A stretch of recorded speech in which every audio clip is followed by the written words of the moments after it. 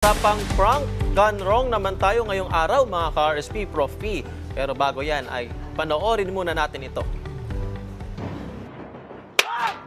Patok ngayon sa mga Pilipino ang pagpaprank dahil madalas ito makita online sa mga vlogger. Ito ay isang kalokohan na ginagawa para magpasaya o magpatawa ng ibang tao. Pero paano kung isang prank ay mauwi sa hindi inaasahang pangyayari at magdala ng kahihiyan para sa isang individual? Katulad na lang ng viral scripted tattoo prank ng isang takoyaki business owner noong April Fool's Day. Kung kaya't kaugnay niyan, ay alamin natin kung ano nga ba ang legal na aksyon na maaring gawin kapag totoong nabiktima ng ganitong uri ng prank dito lang sa Rise and Shine Pilipinas. Alam mo, kahit sa mga students ko, nagpa-prank ako.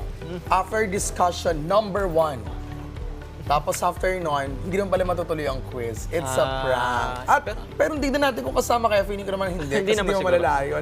At para ipaliwanag sa atin kung ano nga ba ang pwede natin gawin kung kapag tayo ay nabiktima ng malalang prank, ay makakaprehe po natin ang Chief ng NBI Fraud and Financial Crimes Division na si Head Agent Palmer Malyari. Magandang umaga po and welcome sa Rise and Shine Pilipinas. Magandang umaga po, Rise and Shine Pilipinas. Magandang umaga po sa inyong lahat.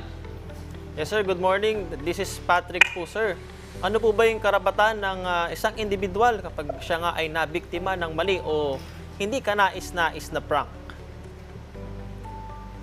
Well, if the victim thinks that he was victimized by a prank, meron po siyang remedy, complaint before the police or the NBI, o kaya naman po if the prank did not necessarily result to a criminal obligation or criminal liability, pwede po siya mag-file ng kasong civil for damages before the courts, before the civil courts. Alright, up to what extent po yung pwedeng maging kakaharapin na klase ng violation, fines, pagkakulong ang isang prankster na gumagawa ng ganitong klaseng level of prank? Okay, napakagandang question yan, no? Ang investigation kasi sa bawat kaso would depend on every circumstance of the case. So for example, ang prank, of course, the prank would involve all the parties na nag-participate. Now, for the parties who participated in the prank, obviously walang among them walang obligations. Pero kung there is a third party who was victimized by the prank, and the prank eventually led to damages o kaya merong na-commit na crime in the process, ang available elements ng krimen na na-violate will be the basis in filing a criminal complaint for whatever violations that was committed. So sir, paano naman po masisiguro na yung biktima ng isang maling prank ay makakamit po yung tamang tulong at proteksyon mula sa mga otoridad? Pwede po ba silang lumapit sa NBI or sa PNP or sa iba pang law enforcement agency, sir?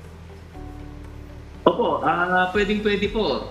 Gaya halimbawa nung binabanggit ninyong kaso ng prankster na for reason of the viewers being able to made to believe that talagang kaawa-awa yung tao, nagpadala sila ng pera. Sa puntong ito, maliwanag na may potential case of fraud or estafa. Ang protection na may ibibigay ng NBI at ng PNP kung saan man po sila magfa-file ng reklamo is that may imbestigahan ito at sisiguruhin na base sa ebidensya na makakalap, pwedeng makapag-file ng kaso sa prosecutor's office depending again on the elements of the crime which are available under the circumstances. And parte po ng pag-iimbestiga ay masiguro na ang taong magpa-file ng complaint, which is a victim, ay mapoproteksyonan ng batas at hindi na maharaspan tuluyan. Alright. Chief, alam natin ngayon mula nung April Fool's Day ay nag-trend itong isang halimbawa na tila hindi makatarungang prank. Yung nag-viral recently, nagpatato sa noo ang lalaki ng brand ng isang takoyaki. At matapos nito, syempre naging matunog sa social media. May mga nagbigay ng tulong, pero na-realize na parang ang tagal na yatang nakalagay yung tattoo sa noo niya. So it was really a planned prank na it really boosted so much trend doon sa social media. At inamin ng business owner, at I don't know if this is secondary or tertiary source saying na ito daw ay marketing strategy, hindi niya pinagsisisihan. May pananagutan po ba dito? Una, yung takoyaki business owner, at pangalawa, Yung yung nagpatattoo. mismo nagpatato ng noo.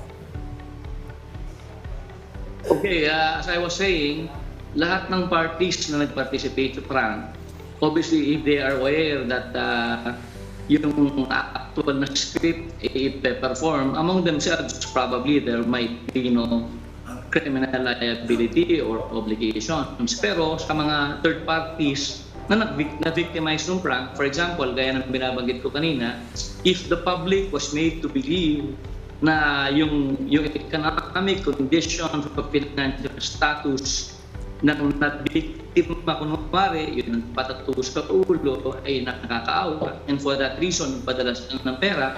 Itong ito, maliwanag na mayroong potential case of estafa. Kasi nga, the was making the public editions of it status ng tao. Yung mga nagpadala ng pera ay nabiktima, and pwede nating silipin ang potential na case for estafa. Pero we will also have to consider other facts of the case para malaman natin kung meron pang ibang violations. In this case, I was able to see na yung palang prank was also uploaded via the internet and eventually via social media streaming. So ang nangyari dito, it is very clear that the manner of commission was also by the use of information and communications technology. So pwedeng magkaroon din ng potential na violation ng Republic Act 10175 kung saan pinapataas ang penalty ng original na krimen na commit ng mga suspects natin. If I'm not mistaken, that's the Cybercrime Prevention Act of 2012, no? Pero sir, up to, pwede po mangyari dito ay kailangan po natin hintayin po bang magkaso yung mga nagbigay ng pera right after maawa? Sino po yung mga pwedeng mag-file ng case for this? Or may lumapit na ba, Chief, Oo, sa sir. inyo? O mga nagbigay ng pera dun sa takoyaki prank na yun, tattoo prank? Well, so far, wala namang lumalapit pa sa amin. However, the NBI, particularly my division, would be ready and more than willing to assist the victims na nagpadala ng pera para magamit natin ang mga ebidensyang ipapakita nila kung makakapag-file ng kaso before the prosecutor's office. Ang gagawin lang naman natin dyan is kukunan sila ng statement, at sa kanilang statement, kinakailangan mapalitaw natin yung elemento ng kaso, particularly yung sinasabi natin kanina pa na napaniwala sila na yung economic conditions at financial status ng victim ay talagang kaawa-awa, which induced them to part with their money.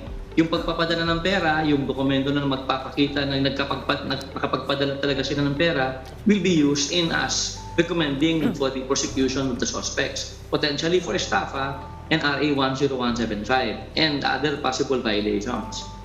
Yan sir, napakagandang information po yung ibinigay ninyo sa amin ngayong umaga, pati na rin sa mga viewers. Kaya nga dapat, Prof. P, mag-ingat tayo sa mga prank na yan. Saka sa mga kababayan natin, wag din tayo basta-basta maniwala. Akalain mo itong takoyaki tattoo prank na ito. Para talaga sumikat siya. Baka pag may nag-file sa kanya, nako, yan na. Ayun na nga. Kaya, sir, maraming salamat po ulit sa inyong payo at pagbibigay ng impormasyon tungkol sa usapin na ito. Muli, nakapanayan po natin ang Chief ng NBI Fraud and Financial Crimes Division na si Head Agent Palmer Malyari. Maraming salamat, sir. Thank you so much, Chief. Maraming salamat po sa inyo.